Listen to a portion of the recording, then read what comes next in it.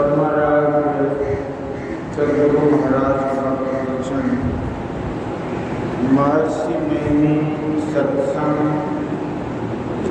सुधा सागर से सब रूप में एक ही ईश्वर। प्यारे लोगों, सब लोग सुखी और आनंदित रहना चाहते हैं। मन और इंद्रियों को जो सुहाता है उसको लोग सुख कहते हैं, और इससे जो आनंद मिलता है उससे आनंदित होते हैं। मन संसार के पंच विषयों को ग्रहण करता है। वे विषय हैं रूप, रस, गंध, स्पर्श और शब्द। इन विषयों के अतिरिक्त और कुछ संसार में देखने में नहीं आता है। संसार के मोहों में फंसकर लोग उस आनंद को नहीं प्राप्त कर सकते जो सदा आनंद ही आनंद बना रहे। इसलिए जीवों को उस आनंद की प्यास लगी ही रहती है। इंद्रियां नाशवान हैं, इसलिए उनका सुख भी अनित्य है। चाहिए कि नित्यानंद की प्राप्ति हो और जिसका कभी अंत न, ऐसा सुख हो और इसी के संबंध का आनंद हो। इसी की प्राप्ति के लिए यत्न है ईश्वर की भक्ति। ईश्वर भक्ति के लिए ईश्वर स्वरूप का जानना आवश्यक है। ईश्वर स्वरूप अव्यक्त है, इंद्रियातीत है। जीवात्मा भी अव्यक्त है और इंद्रिय ज्ञान से परे। परमात्मा को जीवात्मा ही जान सकता है। किसी एक इंद्रिय से ग्रहण होने योग्य पदार्थ दूसरे इंद्रिय से ग्रहण नहीं होता है। उसी तरह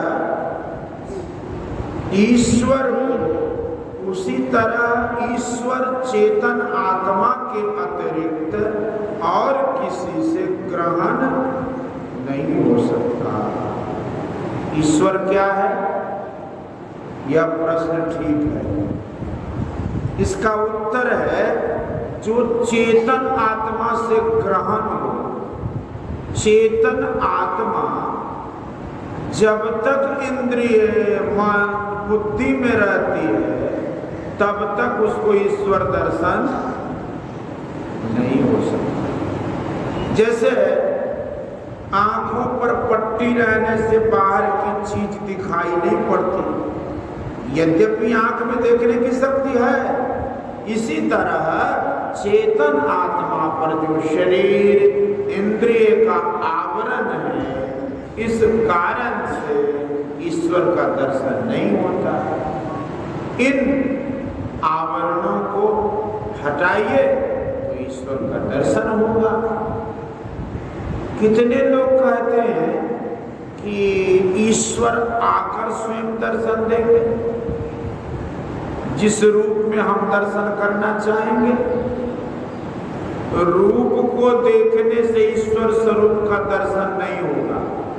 राम, कृष्ण, दुर्गा, शिव आदि अनेक रूप हैं और इन सब रूपों के लोग ईश्वर मानते हैं। ठीक है, लेकिन क्या अनेक रूपों में होने के कारण ईश्वर अनेक हैं? ईश्वर अनेक हैं, यह किसी को मंजूर नहीं हो सकता। ऐसा कह सकते हैं कि सब रूपों में एक ही ईश्वर है। उस एक ईश्वर को जानने के लिए क्या उपाय है? अपने को पवित्र करो। संत दादू दयाल जी ने कहा कि घर माहे घर निर्मल राखे, पंचो धोवे काया कपड़ा। और संत कबीर साहब ने कहा कि घूंघट का पट खोल रेतों को पीव मिलेंगे। जब ऐसा हो तब ईश्वर का दर्शन होगा, और यही ईश्वर भक्ति की पराकाष्ठा है। अपने को स्थूल से सूक्ष्म में और सूक्ष्म से कारण में, कारण से ऊपर महाकारण में ले जाओ, फिर केवल्य दशा प्राप्त करो। इसके लिए पहले सिमटाव की आवश्यकता है। प्रत्येक वस्तु जिसका सिमटाव होता है, सिमटाव से विपरीत ओर को बढ़ती है। अभी हमारा मन चेतन आत्मा से मिला हुआ है। मन इतना सिमट जाए कि एक बिंदुता प्राप्त कर ले, तब उसकी ऊपर चढ़ाई हो जाए। इस चढ़ाई या आरोहण में चेतन आत्मा केवल दशा प्राप्त करेगी और ईश्वर को भी प्राप्त करेगी। इसके लिए ध्यान करना चाहिए।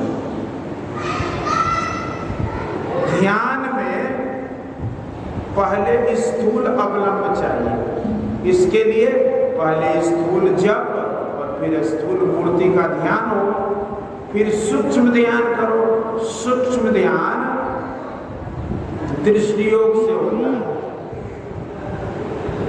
सूक्ष्म ध्यान के लिए संत दादू दयाल जी का वचन है, मन ही सन्मुख नूर है, मन ही सन्मुख तेज, मन ही सन्मुख ज्योति है, मन ही सन्मुख सेज, मन ही सो मन थिरुभया, मन ही सो मन लाय, मन ही सो मन विरिया, दादू अनंत जाय। शब्द के लिए कहा गया है कि साध शब्द सो मिल रहे, मन राखी विद्वान, साध शब्द मिल क्यों रहे, तब ही भी खरी जा। संत दादू जो दृष्टियोग करता है, सूक्ष्म मंडल में प्रवेश करता है और शब्द ध्यान से सूक्ष्म मंडल को दृश्य और अदृश्य दोनों जगत को पार करता है। मुक्ति को उपनिषद में आया है, प्रभा शून्यम, मना शून्यम, बुद्धि शून्यम चिदात्मकम, अदत्त व्यापृति रूपोसो समाधिर मुनि भावित। अर्थात ज्योति मन तथा बुद्धि रहित होकर केवल चेतन आत्मा ही रहे, यह अदत्त व्यापृति कि जिसको किसी दूसरे की आवश्यकता न हो, समाधिस्थ मुनियों से अभिलषित है। उसके वास्ते ब्रह्म ज्योति को पार करके नादानुसंधान नाम भजन करना है। यहाँ ईश्वर को किसी रूप में बुलाकर दर्शन करना नहीं है, बल्कि शरीर इंद्रियों को छोड़कर पवित्रता पूर्वक रहकर ईश्वर दर्शन किया जाता है। घर बार में रहने वाले भी इसका साधन कर सकते हैं, घर बार में रहने वाले भी इसका साधन कर सकते हैं, सबको इसका अभ्यास कर सकते हैं। इसके लिए मन की शुद्धि होनी चाहिए।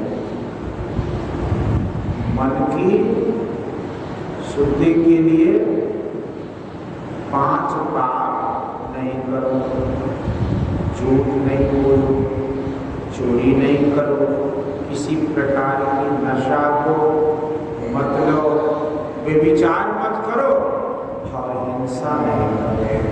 जो अपने को पापों से बचाता है वो भजन ठीक कर सकता है। जो भजन करता है वो पाप कभी नहीं कर सकता। इसके लिए यानी भक्ति के लिए प्रेम की बड़ी आवश्यकता है। संत कबीर साहब ने कहा है कि प्रेम बिना जो भक्ति है सो निज डिंब विचार उदर भरण के कारण जन्म गंवायो सार। यदि ख्याल करो कि यह भक्ति कलयुग में नहीं होगी तो यह समझना भूल है। आज तक 5000 वर्ष कलिकाल के हुए, इसके अंदर कितने संत महात्मा हो गए। कुछ लोग कहते हैं कि काल धर्म भक्ति नहीं होने देता है।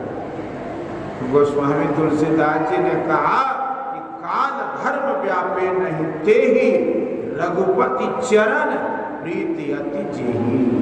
जो कलयुग परीक्षित के डर से गिड़गिड़ाया था वो ईश्वर के सामने में क्या कर सकता है। इसलिए ईश्वर भजन करो, अपने को पवित्र रखो, ऐसा करने से कल्याण होगा। बोलिए श्री सद्गुरु महाराज की जय। यह प्रवचन भागलपुर जिला अंतर्गत श्री संत मत सत्संग मंदिर प्रवत्ति में दिनांक 24/4/1960 ईस्वी को रात्रि कालीन सत्संग में हुआ था। बोलिए श्री सत्संग।